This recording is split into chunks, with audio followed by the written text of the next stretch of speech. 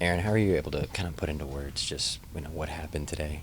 The beautiful thing about baseball is you get to do it all over again tomorrow. And I've always used the saying that you just, you take whatever, happened in the day with you into the shower, you wash it off in the shower, and you move on to the next. It's obviously harder said than done when sometimes. But, that's where we have to be. There's another game tomorrow. We got to go out there and find a way to win a game tomorrow, and we got to forget about today. It's honestly as simple as that. What is the overall mood of this locker room right now? Obviously, I know it's not good, but just after something like that happens, when the team already is struggling, what is the overall mood?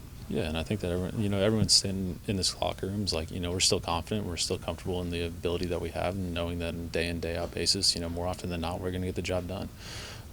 It's an unfortunate circumstance that you never want to be a part of, but we get to move on to the next day, and that's the goal, is move on to the next one, and hopefully don't let it happen again.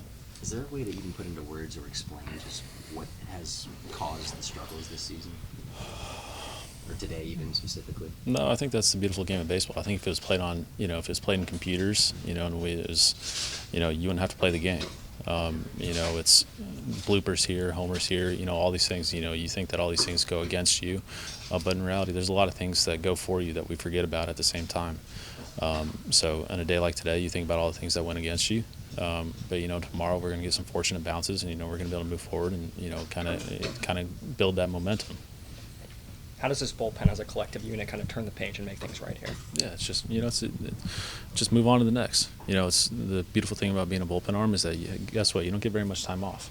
You got to get out there. You got to go out there the next day, do your job, and essentially that's the goal. Move on to the next. Wash it off in the shower. Wash it off however you want to, and know that no matter what, you're going to go out there and do the job the next day.